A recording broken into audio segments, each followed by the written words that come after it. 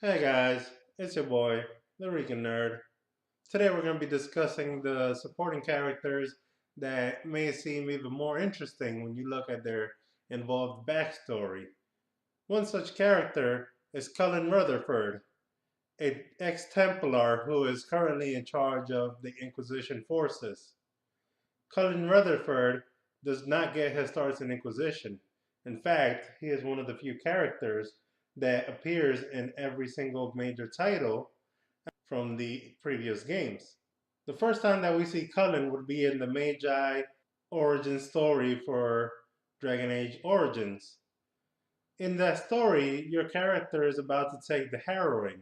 For those who may not be so versed in the ongoings of the mages and the Circle of Mages, the harrowing is a test that new mages have to take in order to prove that they are resistant to possession from demons. If they fail, it would be Cullen's job to execute them on the spot. If you did not do the mage origin, the first time that you meet Cullen would be in the Circle of Magi Broken Circle quest in Dragon Age Origins. Throughout the quest, you are seeing that Templars want to kill off all the mages in the Circle of Mages so that they can ensure that none of them were possessed by demons. When you get to the higher levels, you meet a Templar who is in a prison made of magic, and that happens to be Cullen.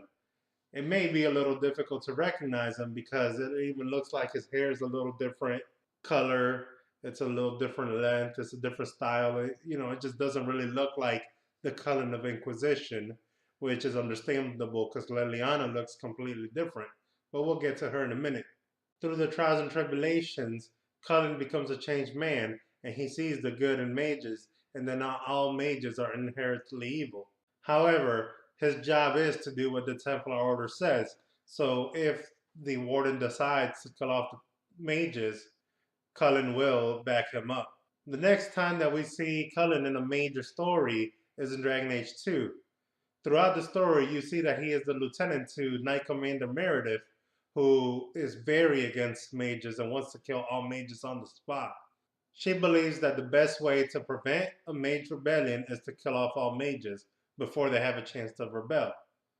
At the end of the story, Cullen does not back her up, and the hero of Kirkwall, Hawk, who appears in Inquisition, ends up killing her, and Cullen is the only man standing in order to control the Templars and stopping them from committing mass genocide.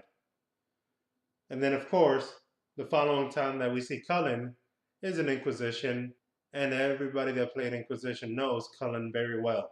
Another character that I want to talk about is Leliana. Leliana started her story as a woman of the cloth who was split between being an assassin from Orlais, her place of birth, and being a member of the Chantry.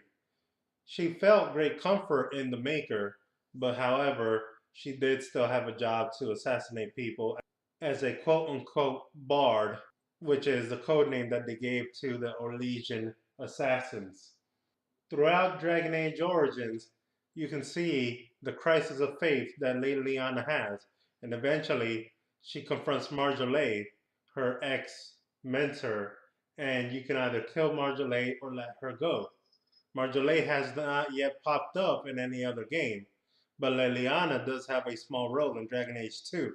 She is sent to find out what happened with the Mage Rebellion in Kirkwall alongside Cassandra as the right hand of Justinian.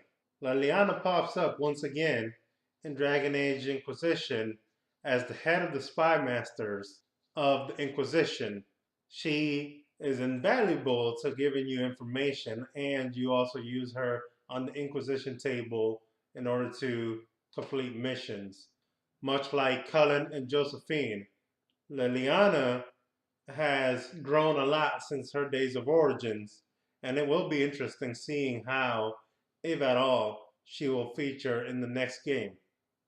It is worth mentioning, however, that Liliana does not need to survive the events of Dragon Age Origins, and she can in fact be killed off. So it will be interesting to see what kind of a game Inquisition becomes if Liliana does not exist at that time. Other minor supporting characters, such as Dagna the Dwarf, was met in Dragon Age Origins and popped up in Inquisition as a sort of alchemist, smith for the Inquisition, who helps you bond artifacts onto your armor to make it stronger. These artifacts in the game are called runes, and they give you magical abilities like extra damage, extra defense, and such. The characters of the Dragon Age series are just as important, if not more important, than the story, because every single game has featured a different hero. Dragon Age Origins had the hero of Ferelden, who, regardless of their origins, goes on to become the head of the Wardens, the killer of the Darkspawn archdemon, and friend to the King Alistair, who is also a Grey Warden, but he does not need to be king, and it all depends on your choices throughout the game. King Alistair also shows up in Inquisition for a moment, basically kicking out the mages from Redcliffe if you decide to side with the mages. That is the great thing about the Dragon Age series.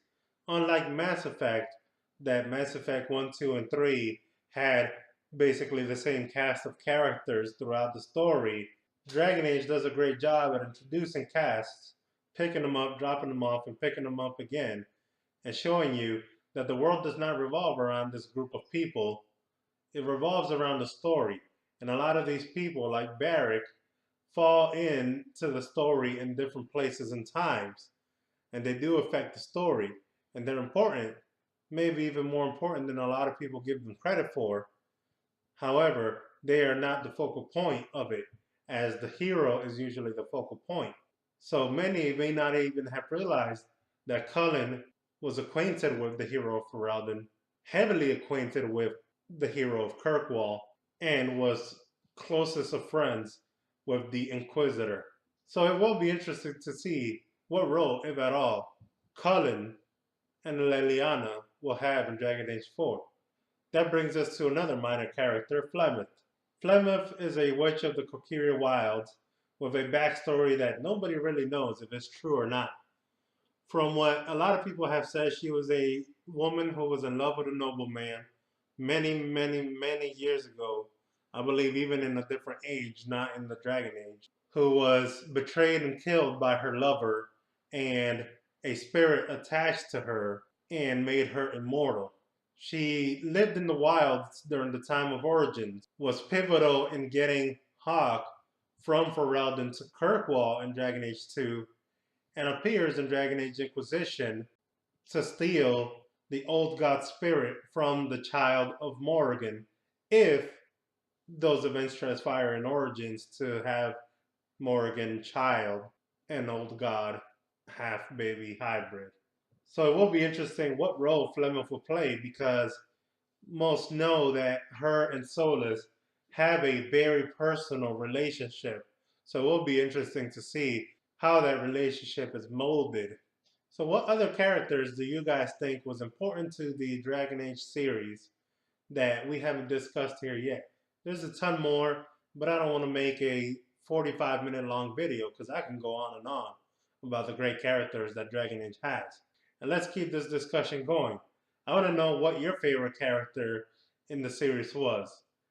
And what characters do you feel like are missing for Dragon Age 4 or upcoming games? Would you like to play as one of those minor characters like Leliana if she survived, or Varric? Or are you okay with them staying as supporting characters? So drop a comment, like, subscribe, all that good stuff. And I'll see you guys next time. Peace.